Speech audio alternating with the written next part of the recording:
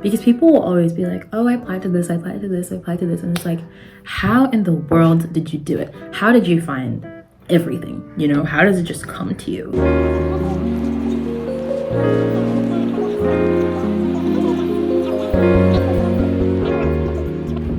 Hello, and welcome back to my channel.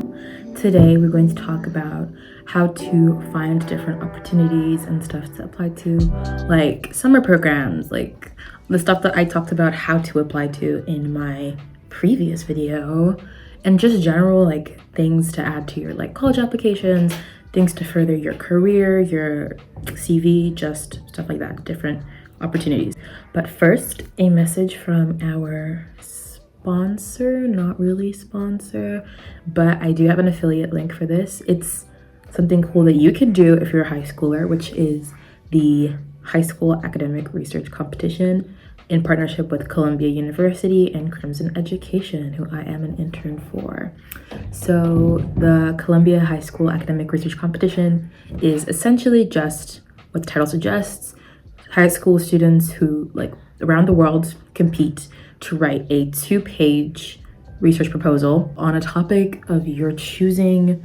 It can be anything from politics to stem cell research, whatever it is. Just if you're interested and you have ideas in the field that you think should be talked about, then you can sign up.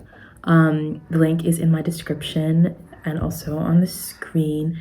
Sign up with my code ECL for 400 to get a $5 discount on the $15 application fee, or if you apply early, the $10 application fee, making it just $5 to enter this incredible competition with boot camps and sessions with researchers. And sign up today if you're interested, and on with the video.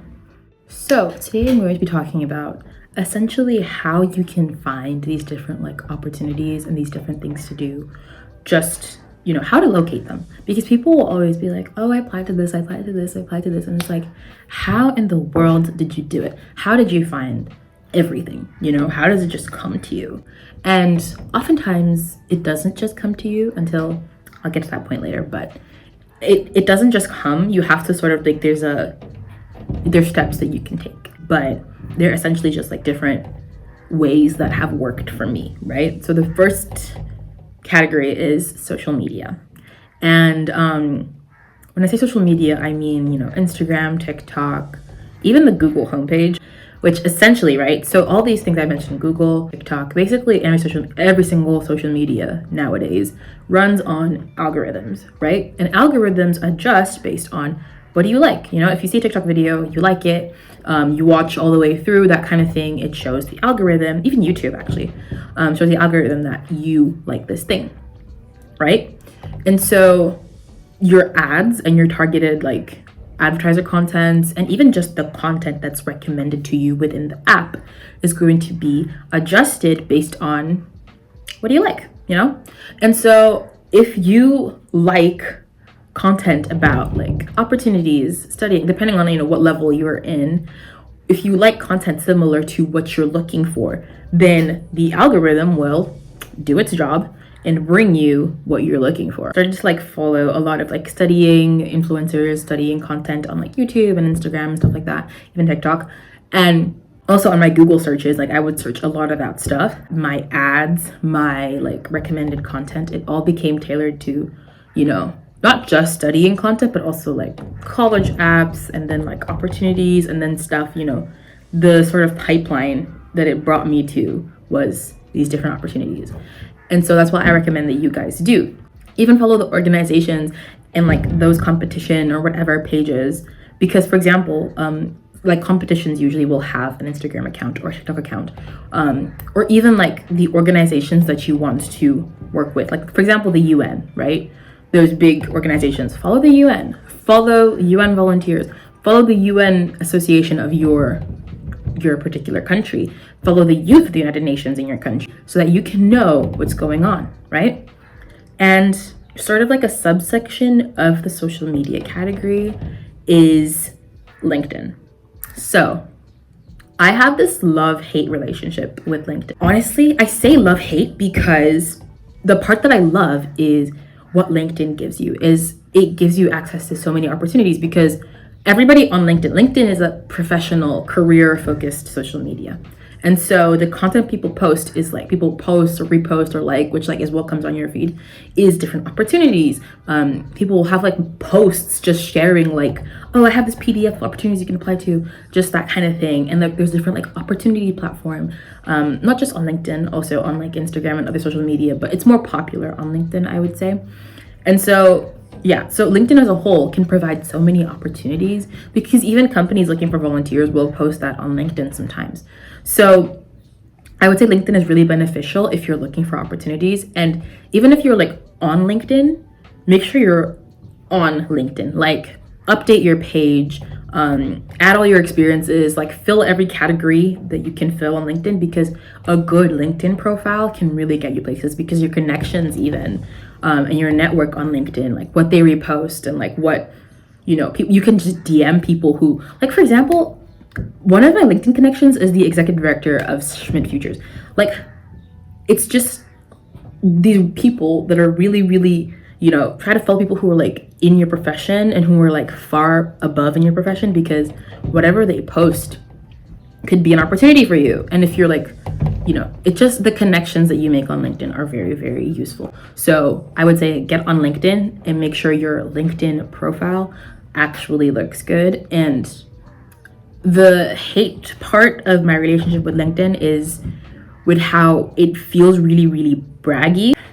LinkedIn just feels like the place people only post once they've won something, once they've accomplished something, when they did a TED Talk, which like I'm guilty of this as well. All of my posts are like successes that I've done, but it just creates this sort of toxic culture of like, you know, just hustle culture, like, and you comparing yourself and you feel like you haven't done enough. So don't doom scroll on LinkedIn because I feel like LinkedIn doom scrolling is the worst, but use it productively, use it intentionally, and it can really, really get you places. But yeah, moving on.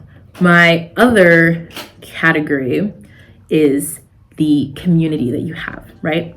And when I say your community, I mean your school, the people you interact with on a day-to-day basis. And your community can be a useful way to get opportunities because oftentimes like your school will send emails, your university counselor will send emails. And a lot of people in my class just like don't read emails, which is like, ma'am, like your school newsletter, if you have one, the school communications often contain a lot of really, really valuable opportunities. Even like the posters, there was a YYGS poster up at our school. And I was guilty of this. I walked past it like 50 times before actually like stopping to read it and like actually applying. So yeah, and even like the Yale International Relations Leadership Institute, that was from an email from my university counselor that he sent and I applied. So your school community and like people around you are really useful because like my parents sometimes like will send me things that they've seen. So really, really be, you know, alert. I don't want to say alert, but like when you hear things that you might be interested, when you hear like little keywords of like, oh, someone's talking about this, let me ask. Or even just if your school isn't really big on like emailing and sharing opportunities or whatever, go to your teachers, go to your English teacher, say, hey, do you know of any essay competitions that I could participate in? Or could you help me look? Go to your university counselor and say, hey, are there any opportunities that you're aware of? Because I'm looking to do some stuff to expand my CV. Go to your principal if you have a good enough relationship with them. I've gone to my principal about a lot of things. You know, just really use the people you have around you and what they know, the adults around you usually, and use what they know and what like they're aware of because usually it's really useful. So community. Another category / way of finding opportunities is, this feels very generic, but putting yourself out there / doing like absolutely the most. And let me explain. When you are engaged in a thing, like when you're taking part in a competition, when you are applying for something, when you're in a community of like people taking part in these opportunities, make sure that you network, that you do a good job at what you're doing. Like when you put actual effort into the opportunity, like be it a conference, be it a program, whatever it is.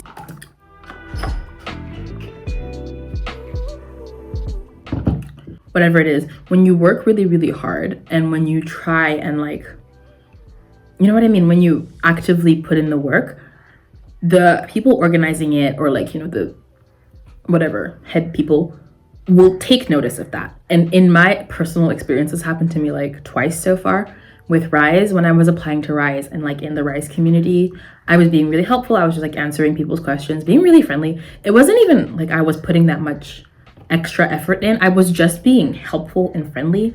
And I was like chosen to become a community engagement assistant. And when I was taking part in the high school academic research competition, which I mentioned at the beginning, which you should totally register for because it was like probably the best decision that I've ever made because of what it led to, which is when I was in the Discord community of like the other competitors, I was just, again, really, really helpful, really just being of assistance to people just out of the kindness of my heart. And the like organizer like saw that and basically like said, oh, are you interested in being a moderator for the server? And I was like, yeah, sure. And I was a moderator, and then I became an intern for Crimson, and then all of this just so much stuff happened like after becoming an intern for Crimson that like I'm becoming a paid intern as well, and like that just landed me a job essentially. So it's helpful to like when you are partaking in something to work really hard at that and to just be generally helpful, because that can bring things your way that you wouldn't even expect. Like there's opportunities that you can sign up for, and there's opportunities that are just given to you because of merit. And those kinds of opportunities you can really get from, you know, doing this. So yeah, that point is kind of messy, but I hope that it came across well, that essentially doing your best and being helpful can land attention from, you know, higher ups, and also people who you work with might be working on something else in the future that they could include you in, which leads to more opportunities. My next category, I would title it like the spillover effect. And what I mean by this is once you've taken steps to sort of like expand and to like actively seek opportunities, what happens is you get to a stage where they end up just coming to you. Right? And I know in the beginning I said that the opportunities don't just come to you. You have to actively look for them. But at some point, they do. Because once you are like plugged into your community, once you know your teachers and your adults around you know, oh, this person, you know, really, really wants opportunities, they will automatically come to you first when they find something. Once your social media algorithms are tailored to know, oh, this person wants youth opportunities, they're this age, they're in this stage of school, whatever, they will come to you. And once you are on LinkedIn and you're following all the people on LinkedIn that are like relevant in whatever, your feed full of opportunities. And this stage is what I call the spillover effect, but it's really easy to get overwhelmed at this point. And I feel like I have reached this stage where it's like in your face, and it gets so overwhelming because it's like I have to apply to every single thing that I am eligible for. And I included this in the video for the people who are at that stage because you don't have to. Like, pause, take a deep breath. And there is a lot that you're going to see on LinkedIn. There's a lot of opportunities, conferences, summer programs, online courses, everything. And there is this pressure to just be doing the most at all times, but you do not have to be doing everything. Once you've reached this stage, what is most important is looking at what is the most relevant and important to me and prioritizing that. And honestly, sometimes even just only doing that. And at this point, again, you might need to do some algorithm shifting and like tailoring and adjusting to make sure that your feed and what you receive ends up being, you know, focused on those areas. So that is what I recommend once you've reached the spillover effect. You really have to just fine tune and make sure that you're, you know, trying to target things that are for your field and for what your matching what your interests are. So yeah, I hope that was helpful. I hope that you kind of have a bit more clarity on how to approach looking for opportunities and like just this general thing, because I know it feels really, really vague sometimes, like opportunities. It's a vague word. It's a very vague concept. And you know, with college apps and everything being so competitive nowadays, there's a lot of pressure to just like stand out by doing all these competitions and whatever. And hopefully this video has given you a way to think about doing that and to think about approaching that in a way that is hopefully helpful and makes sense. So yeah, make sure to subscribe and like if you enjoyed the video. I will be doing more of these kinds of videos, or to just sit down, talk to you guys about things that I've, learned about, like from my personal experience. So last times was about how to apply to these opportunities. This is about how to find the opportunities, and next video from me will likely be, who knows, honestly, just leave it in the comments. So yeah, see y'all in the next video. And in the meantime, apply to the high school academic research competition, or SARC, because it helps me out because I get, a commission from signups, but it also helps you out because you get the opportunity to, sign up, maybe win, maybe become a Crimson intern. Yeah, see you guys in the next one. Peace.